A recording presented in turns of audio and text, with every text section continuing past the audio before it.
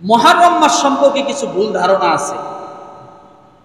পুরা মাস সম্পর্কে কি আছে সকলে সচেতন, সজাগ হই, জানা দরকার। মুহররম মাস সম্পর্কে কিছু কুসংস্কার আছে, ভুল ধারণা আছে। সেটা কি ভুল ধারণা? এক নম্বরে, এই মুহররম মাসে অনেকেই মনে করে যে মুহররম মাসে বিবাহ শাদী করা যাবে না। কি করা যাবে না? কি করা যাবে না? বিবাহ শাদী করা যাবে না। কেন যাবে না? কেন যাবে না? মুহররম মাস এই জন্য। কিন্তু আমার ভাইয়েরা ভালো করে বুঝুন, এই যে হাদিস, এই যে কোরআন, রাসূল সাল্লাল্লাহু আলাইহি সাল্লামের সময় তো এগুলো আসছে, তাই না? যে কারণে যাবে না মনে করে, সেটা হলো কারবালার প্রান্তের যে ঘটনা, ইমাম হুসাইন রাদিয়াল্লাহু তাআলা আনহুকে নিয়ে, এই ঘটনার কারণে মনে করে যে এই মাসে বিবাহ করা যাবে না। কিন্তু এটা হাদিস দ্বারা প্রসিদ্ধ নয়। রাসূল সাল্লাল্লাহু আলাইহি সাল্লাম দুনিয়া থেকে স্থান পরিবর্তন করার প্রায় ৬৯ বছর, কত বছর? প্রায় ৬৯ বছর, ৬০ থেকে ৬৯-এর ভিতরে রিওয়ায়াত আসছে। এত বছর পরে কারবালার ঘটনা সংঘটিত হয়েছে। কত বছর পর? ৬৯ বছর পর।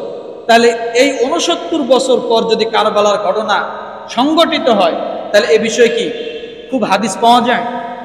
কথা বলে, হয়তো বেশি বেশি রাসূলের ভবিষ্যৎবাণী পাওয়া যেতে পারে, এর বেশি নয়। কথা ঠিক না?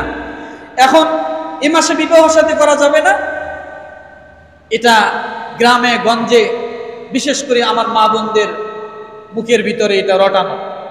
মুরব্বীরা অনেক সময় জিজ্ঞাসা করে, হুজুর মুহররম মাসে কি বিবাহ শাদী দিন ধার্য করা যাবে? কেন যাবে না? আপনি কি মুহররম মাসে খান না? খান কি না? খান, সব কিছু চলে। বিবাহ শাদীর বেলা আপনি ইসলামকে বর্ধিত করে ঢোকাই দিলেন, ইসলামকে কলঙ্কিত করতেছেন এখানে। দ্বিতীয় নম্বরে মনে করে মুহররম মাসে নতুন ঘর বাড়ি করা যাবে না। কি করা যাবে না? নতুন ঘর বাড়ি করা। কারণ মুহররমের সাথে নতুন ঘর বাড়ির সম্পর্ক কি? বরং সেটা আল্লাহর মাস, এই মাসে অবশ্যই বরকত আছে। আমরা ঘর বাড়ি করে হুজুর ডাক দিয়ে দোয়া করে নিই, খাওয়াই, অনেক কিছু করি, আর এই মাসটা পুরোটাই তো বরকত। কথা ঠিক না? এই মাসে ঘর বাড়ি করলে আরো বরকত হবে। কথা বুঝাইতে পারছি? ঘর বাড়ি করার পর আমরা হুজুরকে ডাক দিয়ে মিলাদ করাই, দোয়া দরুদ করে খাওয়াই, কেন? বরকতের জন্য। তো এটা মাসটা পুরোটাই বরকত, তাহলে আরো বরকতের মধ্যে তো আরো ঘর বাড়ি হলো। কথা ঠিক কিনা? তৃতীয় নম্বরে অনেকেই মনে করে গোশত খাওয়া যাবে না। কেন? ভালো খাবার খাওয়া যাবে না, সোজা কথা। কেন? এ মাস শোকের মাস। এ মাস কিসের মাস? শোকের মাস। এ মাসে গোশত খাওয়া যাবে না। আমার ভাইরা, শোকের মাসে গোশত খাওয়া যাবে না, বা শোক আসলে গোশত খাওয়া যাবে না। গোশত হালাল না হারাম? কথা বলে। আল্লাহ তাআলার বিধান হলো এইটা, যে এ মাসে যা হালাল আছে তা যদি কেউ হারাম করে, সে কুফরি করলো। তা যদি কেউ কি করে? হারাম করে, সে কি করলো? কুফরি করলো, তার ঈমান নষ্ট হয়ে যাবে। তো আল্লাহ তো এই মাসে গোশত হারাম করে নাই, আপনি করলেন কোথা থেকে? কথাটা কি বুঝাতে পারছি?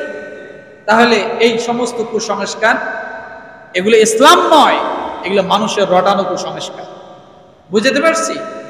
তারপরে নতুন কাপড়, নতুন পোশাক পরা যাবে না মুহররম মাস। এগুলো সব হলো মানুষের বানানো। কার বানানো? তারপরে এ মাসে আনন্দ উৎসব করা যাবে না। কেন যাবে না? যদি আপনি বলেন যে এই মাসে আনন্দ উৎসব করা যাবে না এই কারণে যে ইমাম হুসাইন রাদিয়াল্লাহু তাআলা আনহুকে কারবালার প্রান্তরে শহীদ করা হয়েছে এই জন্য, তাই না? ও ভাই, আল্লাহ রাসূল তো দুনিয়া থেকে চলে গেছেন, তাই না? তাকেও কিন্তু বিষ প্রয়োগ করা হয়েছিল। কি করা হয়েছিল? বিষ প্রয়োগ করা হয়েছিল। এবং রসুলের ইন্তেকালের ইতিহাস আপনি পড়ে দেখুন, সর্বশেষ সময় তিনি ওই বিষের অ্যাকশনে, ওই বিষের ক্রিয়ায় তিনি যন্ত্রণা ভোগ করেছিলেন মৃত্যুর সময়। তাহলে সেটা কি শোকের মাস হতে পারে না? পারে কি পারে না? কথা বলেন। তাহলে মুহররম মাস আপনি শোকের মাস যদি ওভাবে পালন করেন, তাহলে রবিউল আউয়ালে তো শোকের মাস পালন করা লাগে। বোঝেন নাই কথা? এই জন্য এগুলো আসলে অতিরঞ্জিত, বিশেষ করে ইসলামকে কলঙ্কিত করা হয়। ইসলাম আসলে বাস্তবতা সহজ, কিন্তু আমরা আমাদের বানানো হাদিস, আমাদের বানানো কথা দিয়ে ইসলামটাকে আরো কঠিন করেছি, যার কারণে ইসলামকে কঠিন মনে হয়। কিন্তু আপনি বাস্তবতার দিক থেকে দেখবেন ইসলাম সহজ।